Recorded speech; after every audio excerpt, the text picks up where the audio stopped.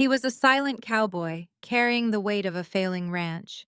She was a refined widow, hiding strength beneath elegance. Neither of them was looking for love. But out on the unforgiving plains, fate had other plans. Because sometimes, love doesn't arrive gently. It's forged through fire, danger, and trust. This story teaches, real love is not about saving someone, it's about standing beside them when everything falls apart. On this channel, we share stories of the Wild West, of love, motherhood, human connection, and compassion that binds people together. If you feel that, like, comment, share, and subscribe to stay with us. This content was carefully researched, developed, and manually edited by our team to deliver meaningful stories with valuable life lessons. Thank you for being part of our community. The stagecoach stopped in a puff of dirt right in front of Ash Hollow's only boarding house. Violet stepped out, a woman of 42 who moved with a ballroom grace that did not belong here. Her burgundy dress was old but well made, a clear sign she came from money. Her dark hair, with hints of silver, was pinned up fancy. She wore just a simple gold wedding band, more from habit than love. The driver dropped her 2 trunks in the street. "This is Ash Hollow, ma'am." She looked at the single muddy road and the rough-looking buildings. This was a place for folks with nowhere else to go, folks just like her. She paid the driver, and the stagecoach left her standing all alone. Right away, she felt the eyes on her. Men outside the saloon, women in the shops, and a bunch of cowboys on their horses all stopped to have a look. A woman alone out here was either desperate or dangerous. Violet decided she would have to be both. She lifted her chin and walked toward the boarding house, as proud as ever. Let them look. She had faced down worse things than stares. The woman who ran the place was a sour-faced lady named Mrs. Brennan. She looked Violet up and down like a horse for sale. The room is $2 a week, paid up front. No men, no drinking. She wanted to know if Violet was there for work. "I am a very good cook," Violet said, "and I can manage a household." Mrs. Brennan just laughed. "This town does not need fancy cooks. You should probably move on." Violet just asked for her room again. She hauled her own trunks up the stairs. The room was tiny, with just a bed and a washstand. Inside her trunks were her last few dresses, some books, her best cooking tools, and a book full of old family recipes. At the bottom, wrapped up safe, was a photograph from a life she had left behind for good. She placed it face down and shut the trunk. She learned quick that Ash Hollow was a ranch town, and no one was hiring a lady for decent work. The store owner said she was not the right fit. The restaurant manager told her she looked too delicate for a real kitchen. By sundown, she had run out of hope. Standing on the porch, she watched the town get louder as cowboys came in for the night. That is when she saw the 3 men from earlier. They had been watching her from the saloon, and now they were walking straight for her. She tried to go inside, but they were too fast. One of them got to the porch, steps first. "Good evening, ma'am," he said with a smile that was all teeth. "We saw you were new around here." Another man blocked her way to the door. "A rough town like this," he said. "A lady on her own might need some help." The third one snuck around behind her, trapping her. Her heart was beating like a drum, but her voice stayed calm. "I can take care of myself, thank you." The first man stepped closer, the smell of whiskey on his breath. "I am not so sure about that." He reached out and touched her sleeve.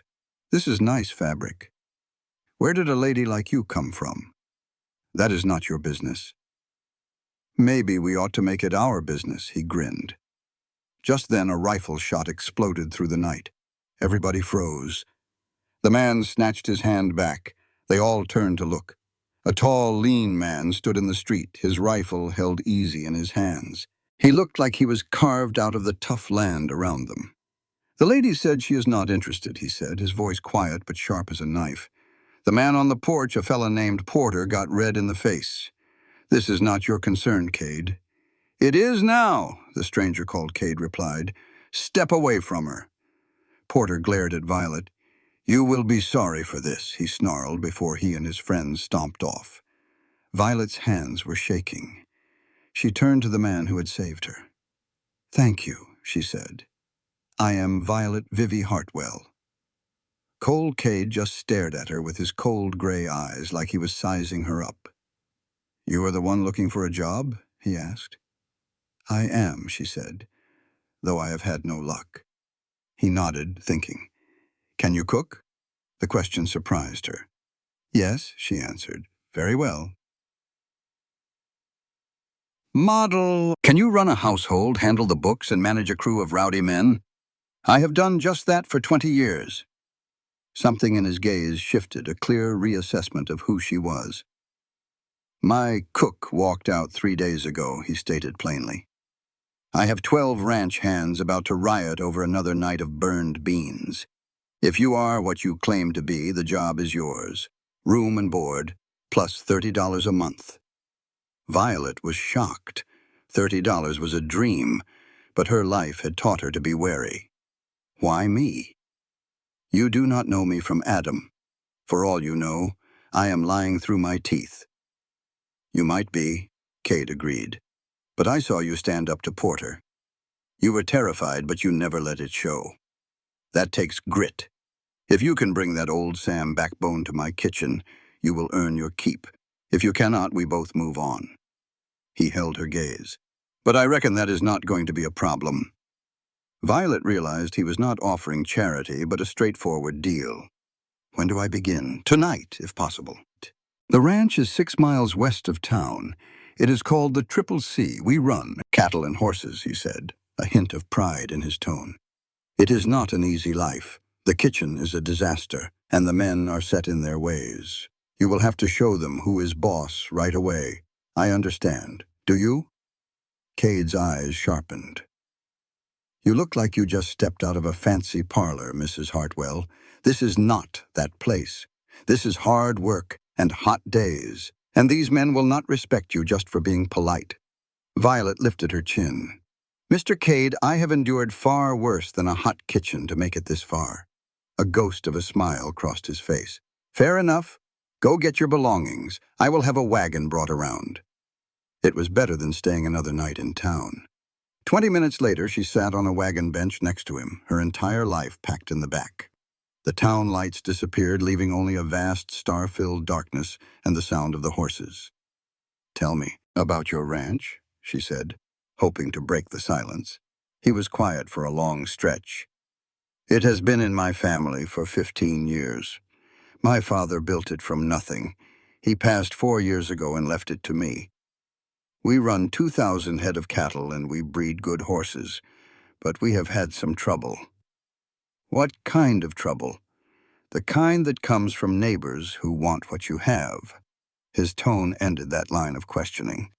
Ahead, she saw the warm lights of a large house and a massive barn.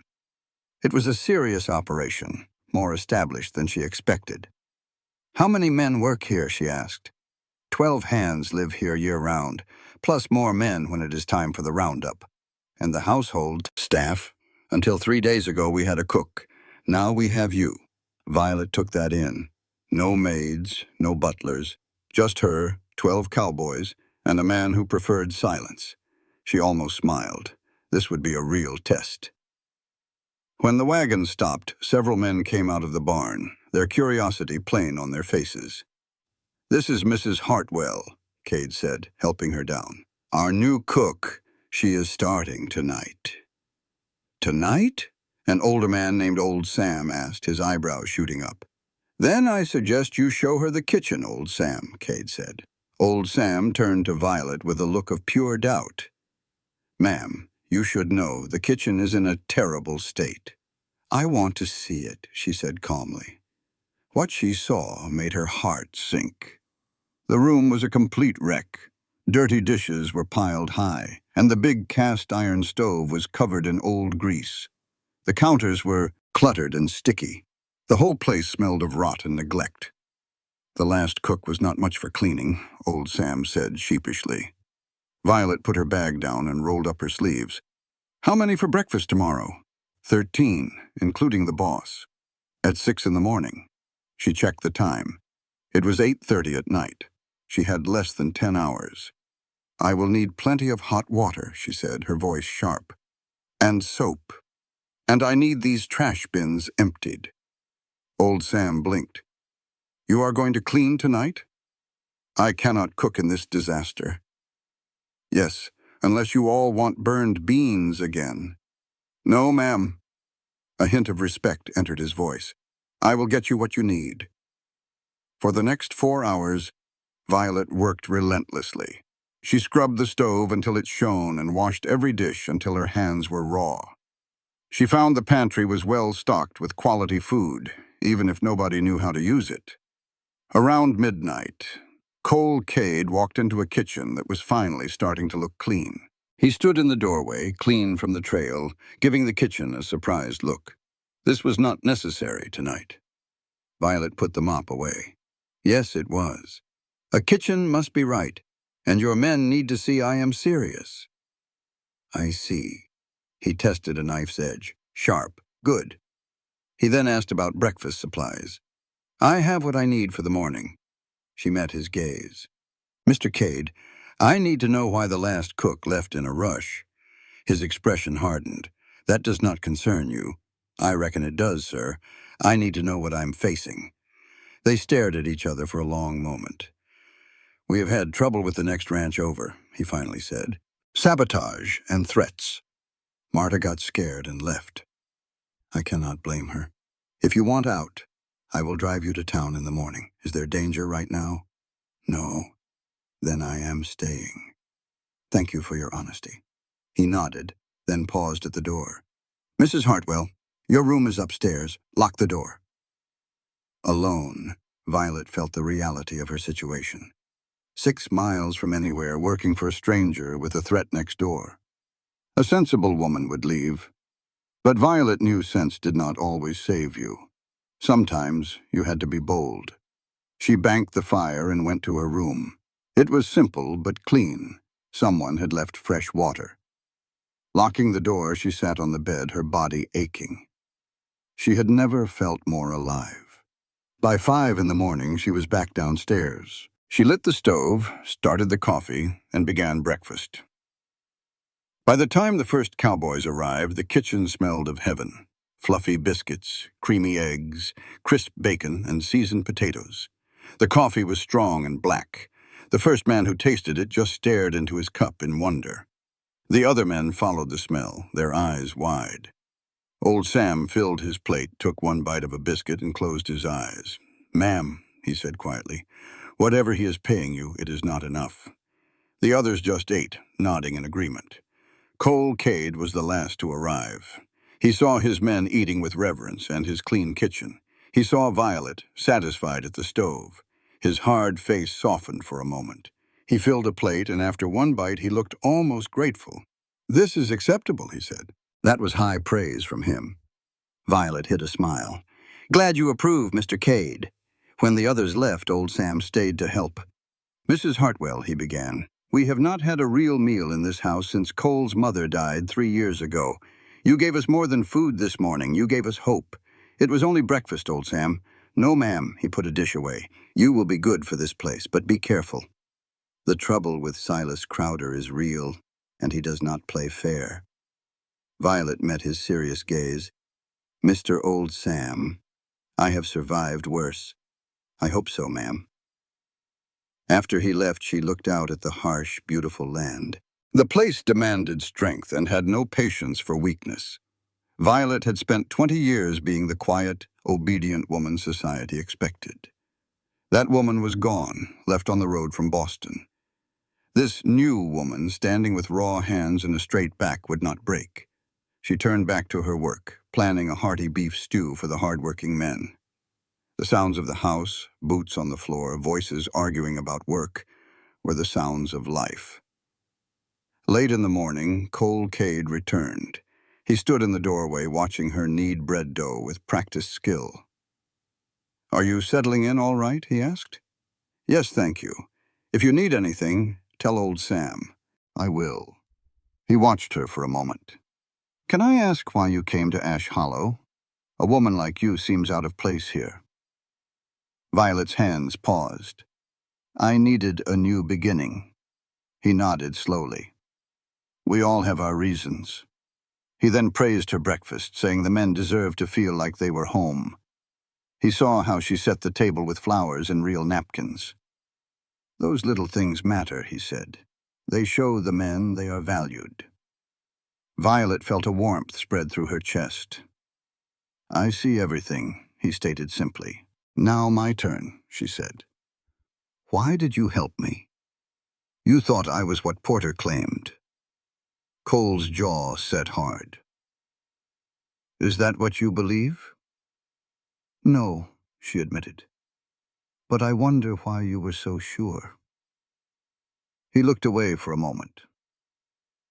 My mother was from Boston, a refined lady who came west and earned the respect of every man here. He met her eyes. You carry yourself the old Sam way. You reminded me of her. Violet was speechless. It is just the truth, he said, turning to leave. And lock your door at night. Better to be safe. She was in a frontier kitchen surrounded by strangers, but it felt right. The day was a whirlwind of cooking and learning the ranch's rhythm. The oven had its quirks, and the water pump was stubborn. By evening, the kitchen was hers, and the men treated her with a newfound respect. They took their hats off inside and always said thank you. She had never felt so satisfied.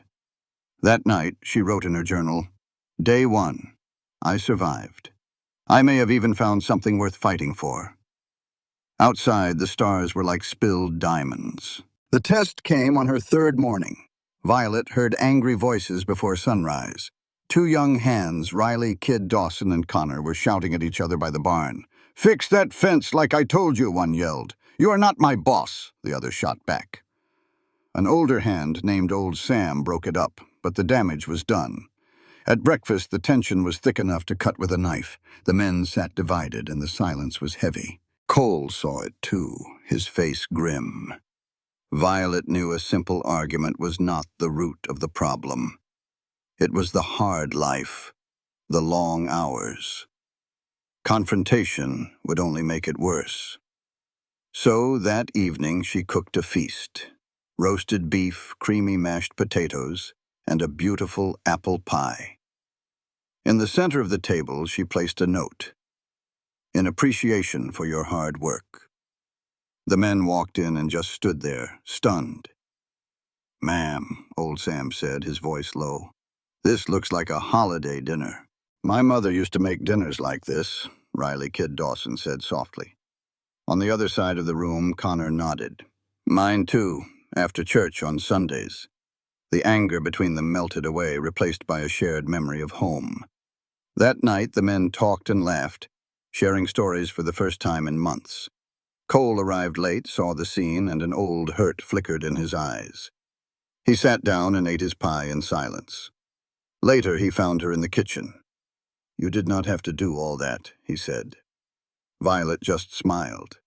I know, she said, not looking at him. Because this house needed it. She turned to face him. You have good men here. Everyone needs to feel valued, to remember what they are working for. And what is that? For you, for this ranch, and the idea that loyalty means something. She paused. And for a good meal. He almost smiled. My mother did things like that, a wise woman. She was. She also saw problems coming. You have that quality. I just pay attention. He studied her. You saw the trouble between Riley Kid Dawson and Connor. It was plain to see. I figured a good dinner might settle them. You handled it well. I just fed them. Exactly. He picked up a towel and began drying a plate she had washed, working beside her. Can I ask something personal? Her hands stilled in the water. You can ask, were you married? She looked down at the wedding band she still wore. Yes. What happened to him? For a moment she thought about lying, but this man had been decent to her, and she wanted to be honest. He died 2 years ago, she said. It was cancer. After he was gone, I learned our finances were destroyed. He made bad choices and left me with nothing but his debts. So you came west to start over. I came west because I could not bear the pity and the whispers back home. Here, nobody knows who I was. She met his eyes. I can be whoever I want to be. And who is that? Someone useful. Someone who can take care of herself. Cole put down the dish towel he was holding. For what it is worth, Mrs. Hartwell, I think you are already that person. His words were a small comfort. When they finished, he stopped at the door. That trouble I told you about, it is getting worse. Silas Crowder is pushing us. 2 nights ago, someone cut our fence on the north pasture. We lost 50 head of cattle. It took all day. Violet's hands gripped the wood. So that was why Connor and Riley, Kid, Dawson, were at each other's throats. Cole sighed, that and the stress. We are short-handed and everyone is working overtime. Sabotage on top of that just makes folks snap. He wants my water rights. His own wells are drying up, but mine are spring-fed. If he can bankrupt me, he will get this whole spread for pennies on the dollar and control the water in this valley. The law is a long ride from here and too busy to worry about cut fences. We are on our own. So you will just keep fighting? What other choice do I have? He looked her square in the eye. You need to know what you have walked into. This could get ugly. If you want out, I will take you to town tomorrow, full week's pay. I am not leaving, Mr. Cade. I have dealt with bullies. You stand your ground or they will take everything you have got. A flicker of respect showed in his eyes. All right, but if things get hot, you stay in the house. I will be careful. That is not a promise to stay safe. No, she admitted. It is not. He almost smiled. You are a stubborn woman. I have been called worse. Later, Violet wrote in her journal, noting every detail about the ranch, the men, and Silas Crowder.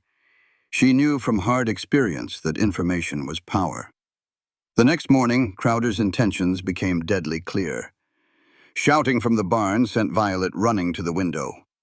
Black smoke was pouring out. The hay barn was on fire. She grabbed buckets and ran into the chaos. Men were forming a line from the well, passing buckets while horses screamed in the corral. The thick smoke burned her lungs. She joined the brigade, her arms aching, her dress soaked. After 2 hard hours, the fire was out, but half the barn and most of their winter feed was gone. Cole stood in the smoldering ruins, his face black with soot and hard as stone. Old Sam held up charred rags smelling of kerosene. It was not an accident, boss, I know. Cole's voice was dangerously low. Post guards tonight, 2-man shifts. And somebody ride to the sheriff for all the good it will do. Violet saw the weight settle on him. This was not just hay. It was their security, all going up in smoke. She went back to the kitchen. When the tired, beaten men came inside, she had hot coffee and a full breakfast ready. Eat, she told them. You cannot fight on an empty stomach. Riley, Kid Dawson, slumped in a chair. We cannot win this. Crowder will just keep hitting us until we break.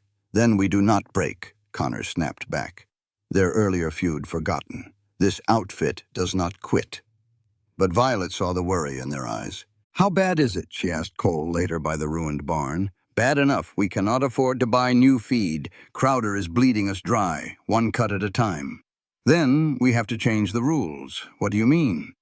You cannot outmuscle him. But every man has a weakness. His is arrogance. He thinks he has already won because you are not like him. That kind of pride makes a man sloppy. You sound like you know. My late husband had rivals. The ones who failed always made the old Sam mistake. They underestimated him. What do you know about Crowder's business? Where did his money come from? Not much. He showed up 5 years ago with cash from back east. He is ruthless, but it is all legal, far as I know. But you have not looked hard, have you?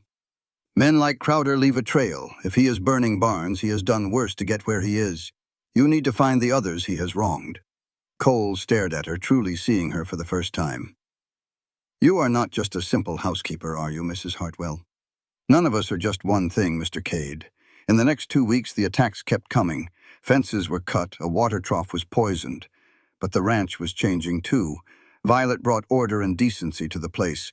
Meals became a time for the men to come together. The house felt like a home. The men worked harder and complained less. Riley, Kid, Dawson, and Connor were now friends. Even Cole started to thaw. Violet felt herself becoming part of something that mattered. And she watched Cole, learning the little things about him, like how he took his coffee black.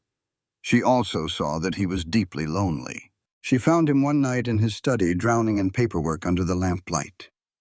"You ought to get some rest," she said softly. He looked up, surprised. "May I come in?" He nodded toward a chair. "Cannot sleep?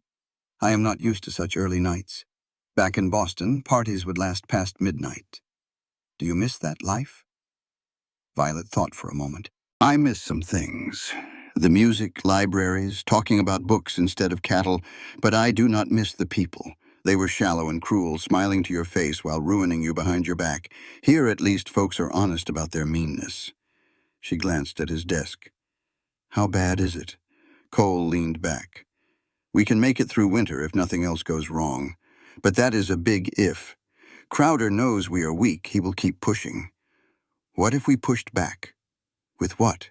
We are barely hanging on. Not with force. With information." Violet leaned in. "You said Crowder was buying up ranches. Did he buy them or did he force the sale? The difference is intent and the law. If he used the old Sam tactics on them, you might find a pattern." Cole frowned. "That takes time and money I do not have. You have me. Let me go to town. I am just a middle-aged woman. Nobody will see me as a threat. People will talk to me. It is too dangerous. He will not find out. I will be careful. Mister." "Kate, I want to see you win. Let me help you." He studied her. "Why? Why do you care so much?" Violet thought of her old life, the losses and failures. "Because you gave me a chance," she said quietly. "Because this ranch feels like home, and I am tired of watching bullies win." Cole's face softened. "You are a good woman, Violet Vivi Hartwell." It was the first time he had said her first name. "Is that a yes?" she asked. "It is a yes. But you be careful. Crowder is a dangerous man. I promise." 2 days later, Violet drove the wagon to Ash Hollow. Her real mission was to gather information. She started at the general store, chatting with the owner's wife. She carefully turned the talk to Crowder. "I hear his operation is quite large." The woman's face tightened. "He is a customer, but not an easy one. He expects special treatment and is not always pleasant when he does not get it." Violet noted this. She continued to the dry goods store, the seamstress, and the boarding house, asking gentle questions. The answer was always the old Sam. Silas Crowder was a powerful and feared man. People watched their words, but she could read between the lines. He was also hated. Her best talk was with Mrs. Brennan at the boarding house. She revealed 3 families had sold their ranches to Crowder in the past 2 years. "The Hendersons, the McCartys, and the Williams," Mrs. Brennan whispered. "They all said they were ready to move on, but I knew them. They loved their land. Something pushed them out. Do you know where they went? The Hendersons are in Denver. The McCartys went to Kansas. The Williams, I heard they are in Colorado Springs, running a boarding house like this one." Violet wrote it all down. When she got back, Cole was waiting. "Well?" he asked. She told him everything. His expression grew dark. "If we could find them, get them to talk. It would take time, but it might give us a chance or put them in danger. They are already free of him. They might help stop him." Cole was quiet. Then he said, "Start with letters." She chose her words with care, not pointing fingers, just asking. If any of them wrote back, she would know. That evening, Violet penned 3 letters. She wrote as one ranch hand to another, asking about their time in the valley and why they left. Her tone was easy, like talking over a fence. She had no idea if it would work, but a person had to start somewhere. As the attacks grew worse, the ranch hunkered down, always on watch. Through it all, Violet kept the kitchen humming and the men fed. She became the steady rock in all the chaos. And quiet-like, something started to grow between her and Cole. Not love, not yet. They were too practical for that. It was a partnership, a knowing that they were stronger side by side. The first letter came 3 weeks later on a morning so cold the air bit you. Violet was working bread dough when old Sam brought in the mail. "A letter for you, ma'am, from Colorado Springs." Her hands went still. She wiped them on her apron and took the envelope. "Yeah. Thank you, old Sam." He stood in the doorway. "This ain't about those questions you've been asking, is it?" Violet met his gaze. "I do not know what you mean." "Ma'am, I have been here 8 years. I know when a storm is brewing." He spoke low and serious. "Whatever it is, you best be careful. Crowder has eyes all over. I am always careful." She waited until he left to open the letter. Her hands shook just a bit. "Dear Mrs. Hartwell, your letter brought back things I have tried to bury. My husband and I had a small place in Ash Hollow Valley for 12 years. We thought we would die there. But 3 years ago, Silas Crowder offered to buy it. We said no. Then, things started to happen. Fences cut, cattle run off, our well fouled. Our boy was beat so bad he could not work for 2 months. The sheriff said he could not prove a thing. In the end, we had to choose our land or our lives. We chose our lives. If Crowder is doing this to your boss, tell him to take the money and run. Crowder does not lose, and he does not care who he hurts. Care. I wish I could help you fight, but I have grandkids now. I cannot risk it. I am sorry.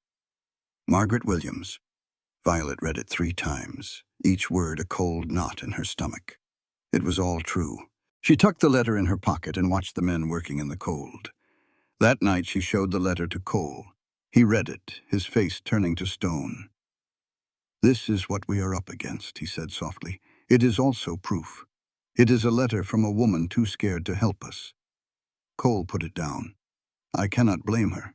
She is keeping her family safe. But it shows his way of doing things. We will end up just like them, run off or worse." He stood and turned his back to her. "Maybe it is time I face facts. Crowder is going to win. The only question is how much I lose first." Something fierce rose up in Violet. "No." He turned around. "No. You are not giving up. Not after all this. Not after you showed me there are still good men worth fighting for," she said. "You gave me a home when I had nothing. I will not let you give this up to a bully. You have been here 2 months, Violet. This is not your fight. It is not a sinking ship, and I am in it with you." She stepped closer. "Let me keep looking. There has to be someone else, someone brave enough to stand with us." She put a hand on his arm. "Trust me." He looked down at her hand, then back to her face. "I do trust you. That is what scares me." Before she could ask, they heard running feet. Old Sam burst in without a knock, his face white as a sheet. "Boss, we got trouble. The cattle in the south pasture. Somebody ran them through the fence and into the canyon.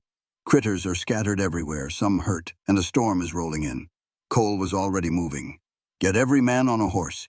We have to get them back before the storm hits, or we will lose half the herd." "Already on it, boss. But we found tracks. Fresh ones. They are probably still out there watching. Then we ride careful." Cole grabbed his coat. "Violet, you stay here, lock the doors. Do not open them for anyone." "Cole, please." He paused at the door. "Just this once, do not argue with me." The look in his eyes stopped her cold. "Be safe." He nodded once, and then he was gone. She watched them ride out into the growing dark. The wind picked up, smelling of snow. Violet locked the doors, feeling helpless. The clock on the mantel ticked on and on while the wind howled. She tried to keep busy, cleaning and making food for their return. But her mind was out there in the dark with Cole. Hours crawled by. The storm hit hard with snow blowing sideways. Violet kept the fires stoked and the coffee hot. She lit lamps in the windows to guide them home. It was after midnight when she heard them. She ran to the door but kept it locked. "Ma'am, it is us. Open up." She threw the bolt. Old Sam and 3 others stumbled inside, covered in snow. "Where is Cole?" she asked. "Still out there. They found most of the herd, but some are trapped in a ravine. They are trying to get them out." Old Sam was shaking from the cold. "The horses gave out. Boss sent us back for fresh ones."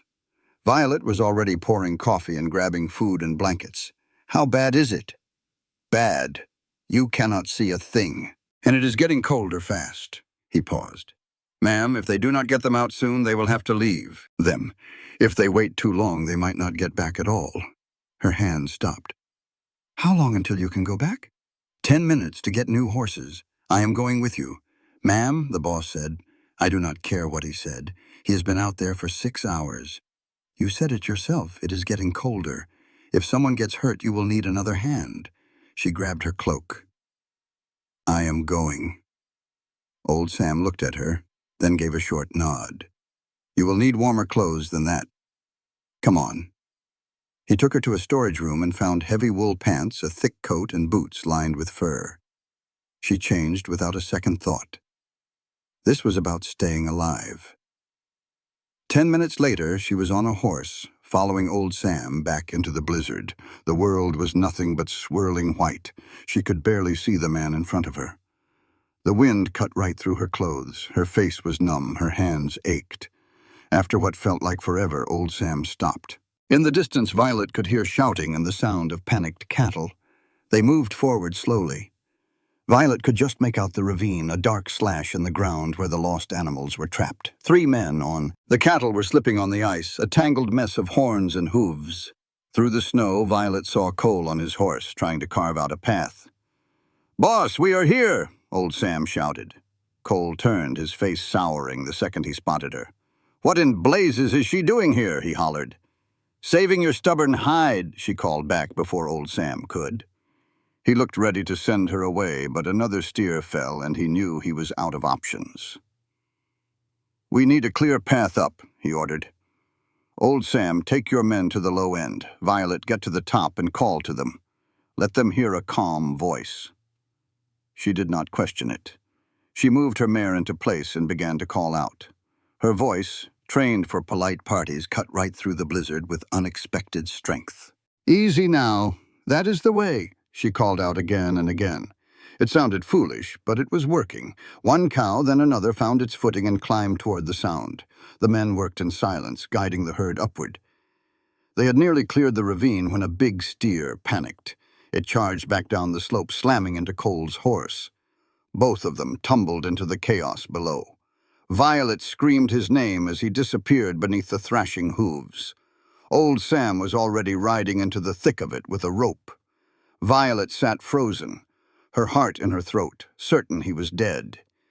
Then old Sam's voice broke through the storm. I have got him! He is alive! The men hauled Cole out. He was slumped in his saddle, and she could see the blood on his face. Get him to the house, old Sam ordered. I am fine, Cole said through clenched teeth. We finished the job.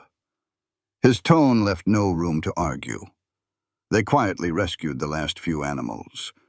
Old Sam led Cole's horse home with Violet riding alongside, terrified he would fall. The trip back was a nightmare. By the time they reached the ranch house, he was barely conscious. Get him inside, Violet commanded. They laid him on the sofa in his study.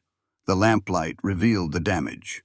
A deep gash over his eye, his shoulder hanging at a wrong angle, and blood seeping through his coat. I need hot water and medical supplies, she said, her voice steady. Old Sam, his shoulder is dislocated. Help me set it. Ma'am, should we not get the doctor?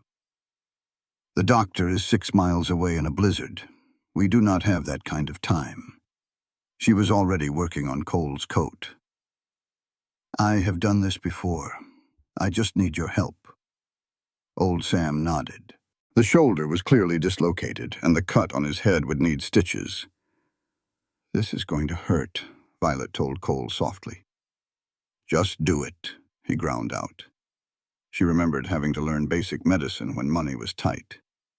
She looked at old Sam. On 3. Then she pulled hard on 2. His shoulder snapped back into place with a sickening pop. Cole groaned deep in his chest but made no other sound. The worst is over, she said, already threading a needle. As she stitched the cut, her hands were perfectly steady. You should not have come out there, he said, his voice tight with pain. If I had not, who would be pulling you out of that ravine? You could have been killed. So could you, she replied, meeting his eyes. Do not tell me what risks I can take, Cole Cade. A small smile touched his face. Stubborn woman. Stubborn man, she answered, finishing her work. She checked his ribs. They are just bruised, I think, but you need to rest for a few days. I cannot, he argued. The ranch will survive without you, she said, pulling a blanket over him. Sleep. Doctor's orders. You are not a doctor. No, but I have kept men alive before, so listen to me. This time he gave her a real smile. Yes, ma'am. She sat with him until he was breathing evenly in his sleep. She fed the other men and then returned to his study. She told herself she was just watching for a fever. But she knew the truth was more complicated. Somewhere between the storm and the stitching, he had become more than her employer. She had started to care if he lived or died, and that felt like a dangerous thing. The next morning, Cole woke before dawn, tried to get up and nearly collapsed. Violet, nodding off in a chair, caught him just in time. What did I tell you about resting? She scolded. He insisted he was fine, but she pointed him back to the sofa. Get on it before I have old Sam tie you down. He took a good long look at her then, at her tired eyes and messy hair. You stayed, he said softly. Someone had to keep you from doing something foolish. She helped him sit. Don't say things you'll regret. You're hurt and full of whiskey. His hand found hers warm and strong. I am thinking clearly. Thank you for saving me. Her throat felt tight. It's what partners do. He looked at their joined hands. Is that what we are? In the morning light, something inside her finally gave. I do not know what we are, Cole, but I am not going anywhere. You need someone too stubborn to quit. A real smile transformed his face. I think I might need that. Violet, he started, last night, when you were calling the cattle in the storm, I have never heard anything like it. It was the most beautiful sound. She flushed. It was just practical. No, he said. It was courage. It was you. She quickly left before he could see how his words shook her, before she admitted she was falling for a man she swore she would never need. The ranch was tense for the next week. Cole healed slowly, and the men worked twice as hard. Violet kept everything going, including her quiet search into Crowder's past. 2 letters came. One from Kansas said no, but another from Denver gave them hope. It was from a man named James Henderson. He had been a foreman on a ranch Crowder had bought out 5 years ago. He wrote of threats and dirty deals with town officials. He had no hard proof, but he had names and dates. He offered to help if they were brave enough to truly fight. Violet showed the letter to Cole. He read it over twice, his face grim. This could be what we need, he said. Someone with real information to testify. Or, she countered, it could be a trap. Cole looked at her, truly seeing her as an equal. What do you think? That simple question warmed her right through. I think we write back. We feel him out, but we promise nothing until we are sure. He nodded. Agreed. That night, they wrote the letter together side by side, arguing over every single word. It was a partnership built on trust, not romance. When it was done, he turned to her. Violet, you need to know. If we do this, it will get much worse before it gets better. Crowder will come after us with everything he has. You could still go back east, he said gently. Find a safer life. She met his gaze without flinching. I do not want a safer life. I want this one. I want to be here when you make Crowder lose. Why? Why does this matter so much to you? She decided on the simple truth. Because for the first time, I am part of something that matters. You have shown me that strength does not have to be cruel. She paused, then continued softly. And because I care what happens to you, more than I should. The air grew thick with unspoken feelings. His calloused hand gently touched her cheek. Just then, the sound of breaking glass ripped through the quiet. They jumped up as shouting started. Cole grabbed his pistol and ran toward the noise, with Violet right behind. In the main room, old Sam and two others stared at a brick with a note tied to it. Sell now or bury your dead. Last warning, SV.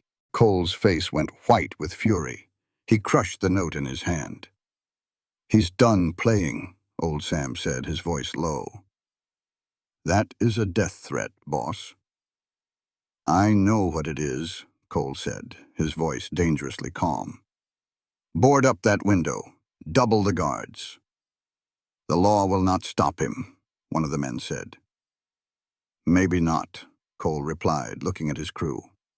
But we will fight him the right way. I will not ask any of you to die for this ranch. You can leave now, but I am staying. The men looked at each other. Old Sam stepped forward. We are with you, boss. One by one, the others agreed. Even young Riley Kid Dawson, barely 20, stood tall. This is our home, too. Violet felt a sting in her eyes. These men were more than hired hands, they were family. Cole saw her tears. You do not have to stay for this, he said quietly. This is not your fight. She looked at the broken window, then at Cole. Yes, she said, her voice clear and strong. It is. The attack came 3 nights later. Gunfire and shouting woke Violet from a dead sleep. Her heart pounded as she ran to the window. Dark figures were moving in the yard below, their guns flashing in the night. She grabbed the iron poker from the fireplace and raced downstairs. Cole was already there, loading his rifle, his movements quick and sure despite his injury. Get back upstairs, he ordered. It is Crowder's men, at least a dozen of them. He moved to the door, then turned back, his eyes like stone. If anyone gets inside this house, you use that poker. Do you understand? She could only nod. He touched her face for a split second, then vanished into the fight. Violet worked fast, locking doors and putting out lamps. She found the biggest kitchen knife and tucked it in her belt. The battle raged for 20 minutes that felt like a lifetime. She crouched in the dark, listening to every shot, her whole body shaking when she heard Riley Kid Dawson scream. The shooting finally ended. Holding a fireplace poker, Violet waited until she heard Cole's voice. Is everyone accounted for? We are all here, boss, old Sam called back. Riley Kid Dawson took a graze to the arm, but he is fine. They ran when we returned fire. Violet sagged with relief and opened the door. The yard was a chaotic mess. Near the barn, they found something that made Cole's face turn to ice. Bundles of dynamite with fuses cut short but not lit. They were going to blow the barn, Connor said, his voice shaking, with all of us in it. Cole picked up one of the bundles. This was not meant to scare us. This was attempted murder. He looked at old Sam, his voice cold. At first light, you ride to town and get the sheriff. I do not care if he is in Bain's pocket. We are making an official report. Everyone will know what they tried to do here. That man wants a fight, and he has one. We will handle this my way, with the law and the truth. She saw him march to the barn, his body tight with anger. Violet recognized that kind of fury, the moment a man is ready to let violence speak for him. Inside, he stared at where the dynamite was planted. His hands were shaking. Cole. He did not turn. They could have killed everyone. The men, the horses, you. His voice was unsteady. This whole place could have gone up in flames, but it did not. We are safe this time. He faced her, his eyes full of pain. How many more times, Violet? How many attacks until someone gets hurt? Until you. He stopped, his jaw tight. She stepped closer. Until what? Until I lose you? The words were raw. I cannot be the reason you die. I am taking you to town tomorrow. You can stay with Mrs. Brennan until the stagecoach arrives. This is not up for debate. You are correct. It is not, because I am not going anywhere. She stood tall, her own strength matching his anger. You do not make my choices, Colcade. I am a grown woman who has faced worse than Silas. Crowder. And I will choose when I leave. Darn it, Violet. No, you listen. She grabbed his shirt, making him look at her. I know you are scared. I am scared too. But we cannot let fear win. I will not let Crowder chase me from the first place that has felt like home. From people who treat me like I am somebody. Her voice softened. From you. The air was thick with feeling. Cole held her arms, trying to ground himself. You matter more than you know, he said, his voice thick. Do you not see? If you got hurt because of my fight, my pride, it is not pride. It is principle. It is who you are. Her expression softened, her eyes showing him the truth. And that is why I am staying. Men like you are worth fighting for. For a moment, they just stood there. Then he pulled her into a desperate hug. She felt his heart pounding and the shaking in his body. I cannot lose you, he whispered. You will not. She held him tight. I am not so easy to get rid of. They held on, each giving the other strength. When they separated, things had changed. The distance between them was gone, replaced by something real and honest. Old Sam appeared in the barn entrance, clearing his throat. Boss, the area is secure. Riley Kid Dawson is bandaged up. I found something. He led them to the broken fence. Lamplight showed fresh hoof prints and boot marks. A piece of fabric was caught on the splintered wood. It was expensive wool, the kind a rich man would wear. That is from a man's coat, Violet noted. It is custom made, not something a hired hand would own. Cole's eyes narrowed. So Crowder came himself to watch his men. Old Sam's voice was serious. Boss, this is a game changer. If we prove he was here, we have him for attempted murder. Cole took the cloth. Bag this. Take pictures. Write down everything. I want evidence the sheriff cannot ignore. The next morning was gray and cold. The men worked to fix the damage. Violet made sure they had hot coffee and food, watching Cole lead with quiet resolve. By midday, old Sam came back from town with bad news. The sheriff would not come out. The territorial marshal was 3 days away. Worse, rumors were spreading that the Triple C started the fight. Crowder was already twisting the story. He is controlling the story, Cole said after reading the report. He makes us look like the bad guys. It is a smart plan, really, Violet said bitterly. He attacks, then says we did it for attention. Who would fall for that? People who want to. People afraid of him. Cole crumpled the report. We need Henderson's evidence. We need proof of Crowder's past actions, something the law must address. I will write to him again, Violet offered. But even with his help, will it be enough? Crowder is powerful. We are just what? A determined rancher and a strong widow who do not back down. Cole's smile was sharp. Violet, that might be exactly what we need. He is used to people giving up. He does not know how to handle people who refuse to quit. The letter from James Henderson came 5 days later. A private rider brought it, paid extra to be discreet. Violet and Cole read it in his study. With every word, their hope grew stronger. Henderson had been very detailed. He listed crooked land deals, money that was never officially recorded, and pressure on local officials. He gave names and dates showing a clear pattern of corruption. The worst part came at the end. 3 years ago, a rancher named Thomas Mercer refused to sell. His barn was burned down with him in it. It was ruled an accident, but I heard Crowder's men laughing about it. I saw the kerosene. I have lived with that guilt for 3 years. I was scared for my family. If you are going to stop Crowder, I will testify. I will tell them everything. But be ready. Crowder will come after you with all he has. Violet put the letter down, her hands shaking. This is it. This is what we needed. It is a start. Cole was already making a plan. Henderson is right. His word alone is not enough. We need documents, bank records, land deeds, anything that proves the money trail. Where would we find those? At the county office in Ash Hollow. But those records are guarded. He stopped and looked at her. But you could go in there, and no one would think twice. What are you saying? You are a widow handling your own money. You have a good reason to look at property records and land prices. His mind was working fast. Crowder has his men watching me and my crew, but they do not know you are helping me. They just think you're the cook.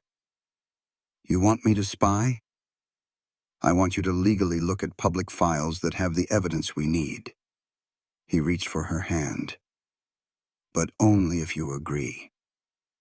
This is dangerous, Violet. If Crowder learns what you are doing, then I will make sure he never finds out. She squeezed his hand. When should I go? They spent 2 days getting ready. Cole explained what to look for. Odd sale prices, mismatched dates, and land that was sold right before Crowder bought it. Violet practiced her role as an investor, planning questions that sounded innocent.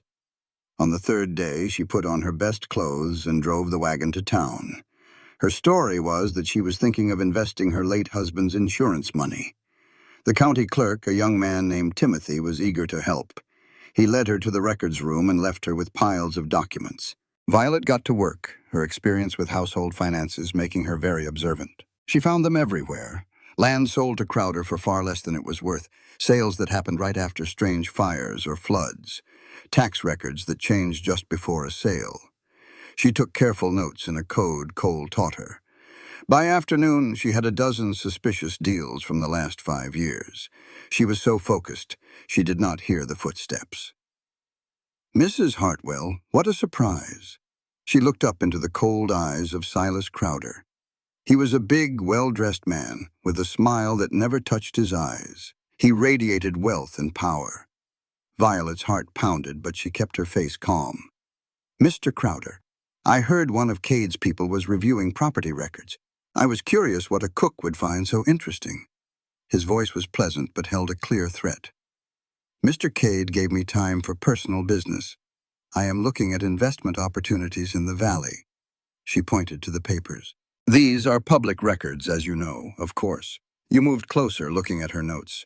That is a lot of research for someone just looking to invest. A person might think you were after something specific. I like to be thorough. I'm sure you do. He picked up one of her papers. You know, Mrs. Hartwell, I have heard things about you. A high society widow from Boston, now a ranch cook. That is a strange path. I needed a fresh start. With Cole Cade, how nice for you. He put the paper down. Let me give you some advice. Cole is losing. His ranch is failing. His pride is all he has left. Anyone tied to him will go down with him. I appreciate the concern, Mr. Crowder, but my job is my business. Is it? He leaned over her. It looks to me like you are doing more than cooking. It looks like you are digging into my business affairs. That is not a job. That is spying. Violet met his gaze. I am reviewing public records. It is my legal right. If that happens to involve your business, it is only because you own so much land in this whole valley. Seems your name is everywhere. A clever response, but let's be plain, Mrs. Hartwell. His voice turned hard as iron. I don't care who you are to Cade. You get in my way and you'll be sorry. Folks who crossed me before vanished. Some did not even get to pack. The menace was thick enough to cut. Violet fought to keep her hands steady. Was that a threat, Mr. Crowder? Just a friendly education. He smoothed his coat. You enjoy your paperwork and tell Cole I'll be paying a visit. He left her there, heart pounding. Once he was gone, she shakily collected her files. She had the proof, but now he knew. It was a whole new ball game. Back at the ranch, Cole saw her face and knew. What happened? She told him. His face went pale with rage. He did that in town. He was slick about it, just hinting. But Cole, I found it. The proof. It's all here, just like Henderson said. The pattern is plain as day. He did not even look at the papers. I do not give a damn about papers now. He knows you are with me. He is coming for you. Then we will be careful. No, that is it. His eyes were wild. You are gone tomorrow. I am sending you to Denver with enough cash to disappear." She put her hands on his. "Do not you dare send me away. I knew what I was signing up for. Everything is different now. He knows your name. I have had a target on my back since day one. Now he just knows what to call me." She looked him square in the eye. "I am not leaving you. We are too close. You could get killed. So could you. Or any of our boys." Her tone gentled. "We are a family now, Cole, for whatever comes." He crushed her in a hug. "I cannot lose you. You will not. We will win this." That kiss was bound to happen. It was desperate and raw, full of unspoken feelings. He kissed her like a man starved, and she met him with the old Sam fire. "Need." They broke apart, gasping for air. "This is a bad idea," he breathed. "The worst," she said. "When we beat Crowder." He smiled a little.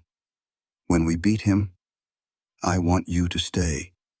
Not just as my cook, as my everything. And I will say yes.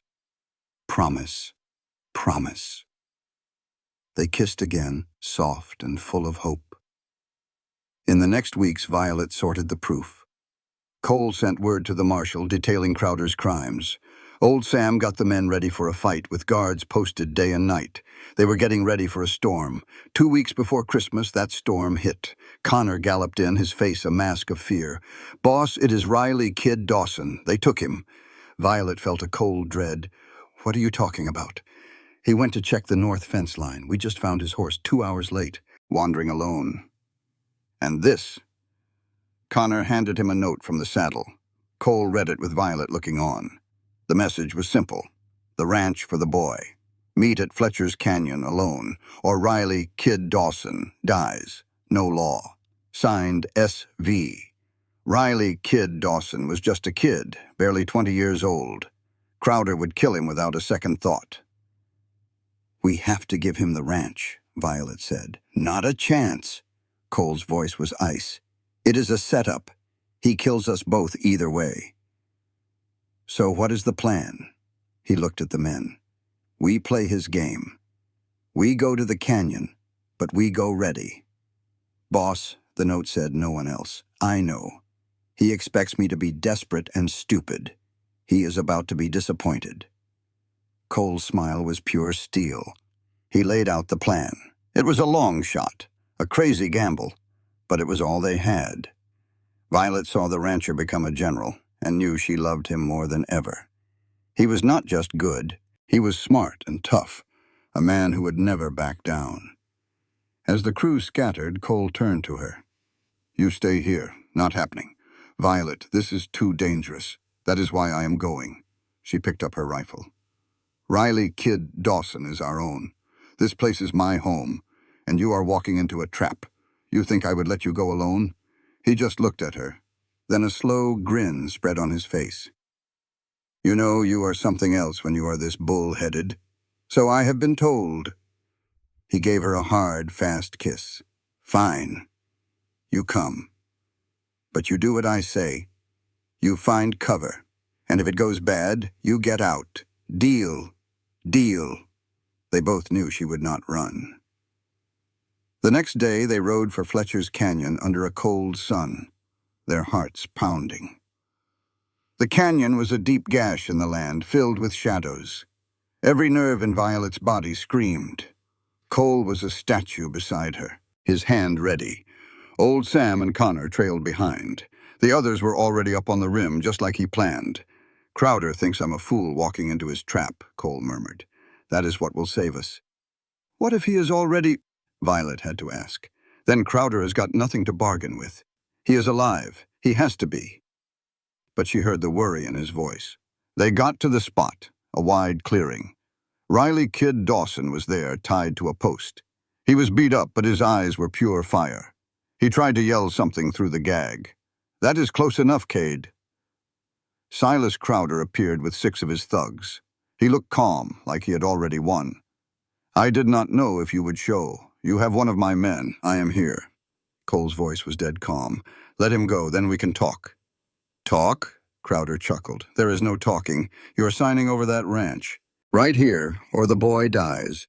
It is simple. This is not simple. You are talking about kidnapping and murder. Crimes that will put you away for life. Only if someone reports them. And if they believe a failed rancher over me. Crowder gestured to his men.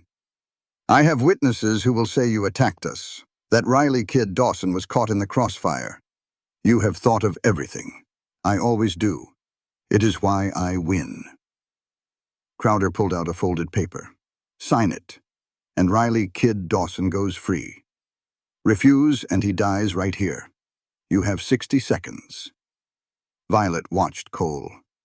She knew he was thinking he could sign the papers, get Riley Kid Dawson safe, and fight later. But she also knew Crowder would never let them walk away. Show me he is okay first, Cole said. Take off the gag. Crowder nodded to a man who pulled the gag from Riley Kid Dawson's mouth. It is a trap, boss, Riley Kid Dawson yelled. There are more men in the rocks. They will kill you anyway. The man hit him, silencing him. Enough, Crowder said. You see, he is alive. Now sign. Cole got off his horse slowly, and Violet did the old Sam. She could feel the other men watching her, their eyes cold. Go and turn yourself in to the marshal, because if you do not, the evidence we have gathered will bury you. Crowder just laughed. What evidence? Just the ramblings of a desperate man. We have got your crooked books, testimony from folks you have bullied, and records showing how you strong-armed people out of their land. Cole's smile was cold. We also have a sworn statement from the man who saw you kill Thomas Mercer 3 years ago. The smirk on Crowder's face vanished. You are bluffing. James Henderson says hello. He is giving his full story to the marshal right now. In fact, Cole pulled out his pocket watch. They should be rolling into Ash Hollow with a warrant for your arrest. For the first time, Crowder looked uncertain. You are lying. Am I? Want to bet your freedom on it? Cole's voice turned hard as iron. It is over, Crowder. You pushed too many people and left too much proof. We built a case even your money cannot beat. Then you will die before you can use it. Crowder reached for his gun. Kill them all. The canyon erupted in gunfire, but before Crowder's men could even aim, shots echoed from the canyon rim. Old Sam and Connor appeared, rifles ready. And all around the canyon, Cole's men opened fire. Violet dove toward Riley Kid Dawson, cutting his ropes with a knife from her boot. The young man jumped up, grabbed a rifle, and joined the fight. Bullets sparked off the rocks. Crowder's men were caught in a crossfire and started to run. But Crowder stood his ground, his gun shaking as he aimed it at Cole. You ruined everything, he snarled. You ruined it all. No, Cole said, his own gun steady. You ruined yourself. I just made sure everybody saw it. Drop the gun, Crowder. A man with a marshal's badge sat on a horse at the canyon entrance, flanked by 4 deputies. It is over. Violet's heart leaped. The marshal was early. Henderson's story must have been even better than they hoped. Crowder looked at the lawman, and then at his own men giving up. The fight drained out of him. His gun hand dropped. This is not over, he mumbled. Yes, Cole said softly. It is. The marshal and his deputies took Crowder and 3 of his men into custody. The others had run for the hills. Mr. Cade, the marshal said, getting off his horse. I am Marshal William Hayes. Mr. Henderson's story was mighty convincing. With the papers your Mrs. Hartwell gave us, we had plenty for a warrant. I rode ahead when I heard about the kidnapping. We are grateful, Marshal. Cole shook his hand, then went to Riley Kid Dawson. You all right, son? Better now, boss. Riley Kid Dawson grinned, a little shaky. Thanks for not trading the ranch for me. I was never giving up the ranch, but I was not losing you either. Cole squeezed the young man's shoulder. You did good. As the marshal got his prisoners ready, Violet stood next to Cole, watching Silas Crowder get led away in chains. The man who terrorized the valley now looked small and broken. It is really over, she whispered. The fight for today is, but a trial is coming. Cole took her hand. I am going to need you through it all. I am not going anywhere. He turned to her, his eyes serious. I mean it, Violet. For the trial, and for everything after. I want you here as my partner. He took a breath. I'm not a fancy talker, but I love you. I think I have since you stood up to those bullies. Tears welled in her eyes, but they were happy tears. I love you too. I think I started to fall for you when you fired that rifle for a stranger. You showed me what real strength is. He kissed her right there in the canyon with everyone watching. When they finally broke apart, old Sam was grinning from ear to ear. About damn time, old Sam muttered, and a few of the other men chuckled. The ride back to the ranch was like coming out of a long, dark night. The men were cheerful, celebrating their victory against all odds. It was not until they saw the ranch below them, smoke curling from the chimney, that Violet truly believed it was real. The next few weeks were a whirlwind. The marshal took statements from everyone. Henderson came to testify in person, a quiet man who seemed relieved to finally tell the truth. The evidence Violet found in the county records was the final nail in Crowder's coffin. More people found the courage to speak out against him. The case became ironclad. Through it all, Violet kept the ranch running. She cooked, she managed the books, and she slowly turned the house into their home with curtains and books. One night in late January, they sat in the study. Cole put down his pen. The prosecutor thinks the trial will be in March. After that, things should quiet down. Good. The ranch needs it. We are spending a lot on feed. The fire wiped out our winter stores. We will be short on cash until spring, but we will manage. He paused, looking at her with a serious expression. Violet, I need to ask you something. A quiet man in his 50s came to testify in person.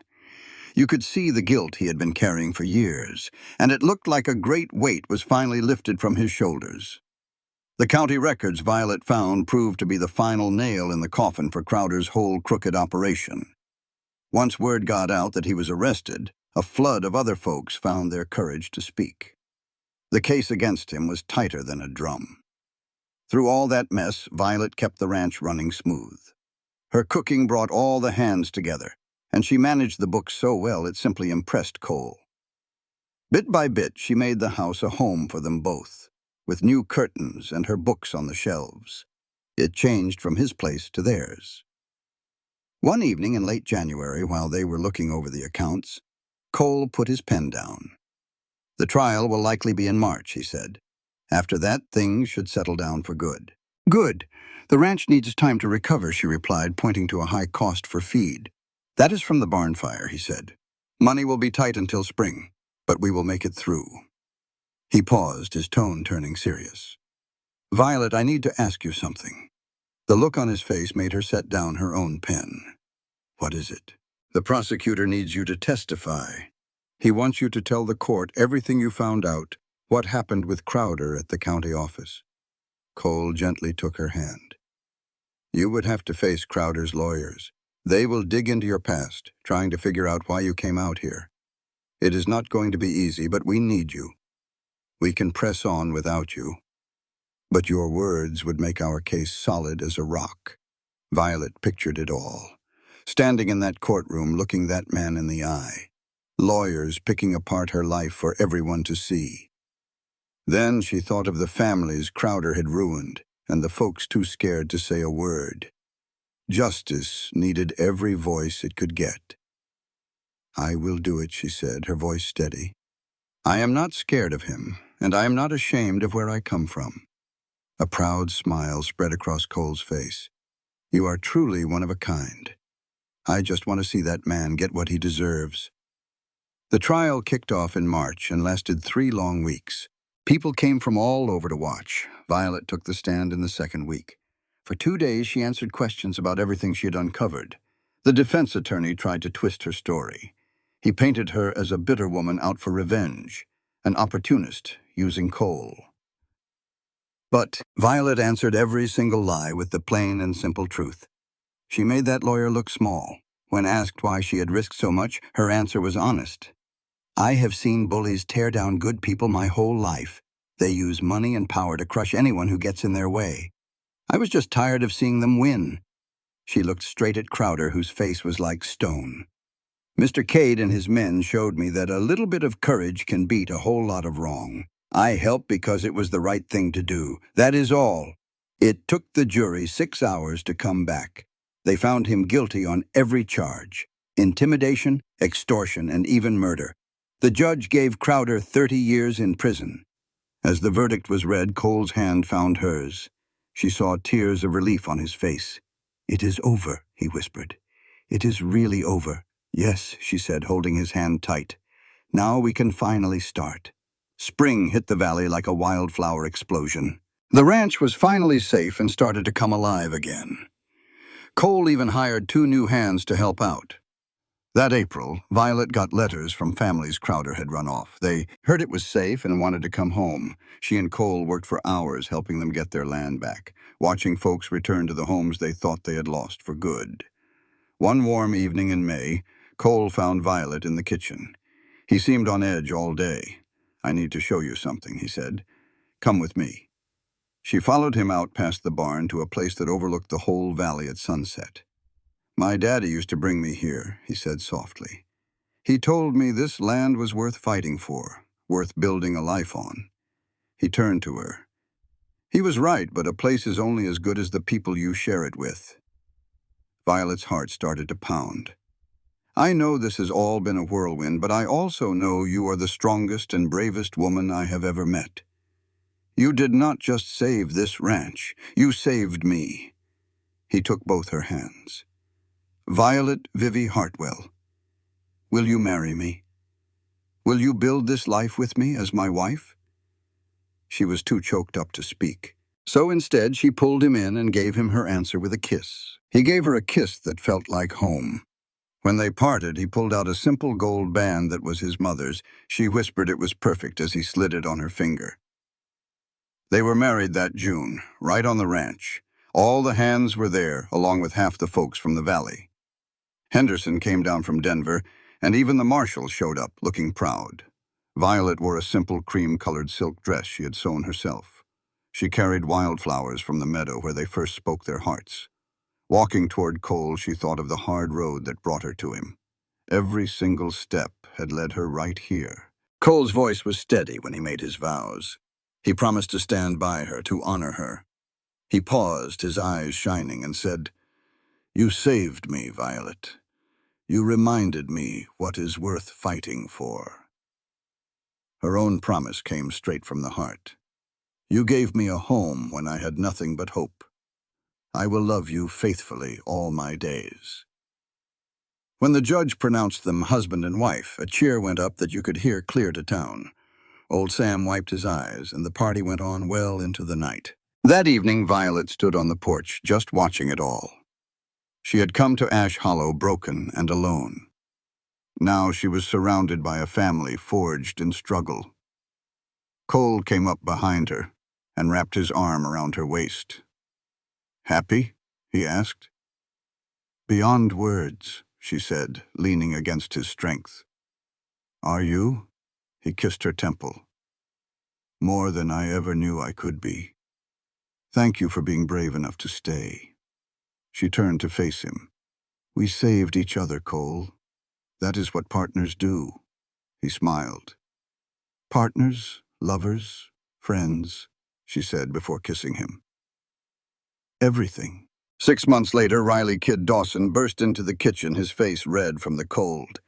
The Henderson family was riding in with news about the appeal. Crowder's lawyers had tried to find a way out, which had been a quiet worry. They all headed outside. James Henderson got off his horse with a grin a mile wide. "It is over. The court upheld the verdict. Crowder is going to serve every bit of that 30-year sentence." Relief washed over Violet. It was finally, truly done. "There is more," Henderson said. "The small ranchers have formed an association. They want to know if you will serve on the board." Cole looked at Violet, who nodded. "We would be honored," Cole said. That night, Cole asked her quietly, "Do you ever regret it? Your old life?" Violet thought about the woman she used to be. No, she said. That life was all for show. This one is real. It is built on hard work and love. We fought for this life, Cole. That makes it precious. She took his hand. Besides, I found you. That made every hard mile worth taking. The years that followed had their share of troubles, like any ranch life does. But they faced it all together. The ranch prospered, and the Valley Association brought stability to everyone. The story of their fight against Silas Crowder became a local legend. It was a tale of courage against corruption, of good folks refusing to back down. Violet, the woman who arrived with nothing, became Violet Cade, the woman who helped save a valley. She came looking for a new start but found a purpose and a family instead. And Cole, who had been fighting all by himself, found a true partner in her. She made him stronger and better than he ever was alone. They proved that grit and grace could build a lasting legacy. On cold nights, Violet would remember the terrified woman in that alley. She would smile, thankful she had been so wrong. Coming west was not a mistake. It was her salvation. It was the start of everything that truly mattered. In those moments, surrounded by the warmth and laughter of the life she had built, Violet Cade knew with certainty she was exactly where she was meant to be.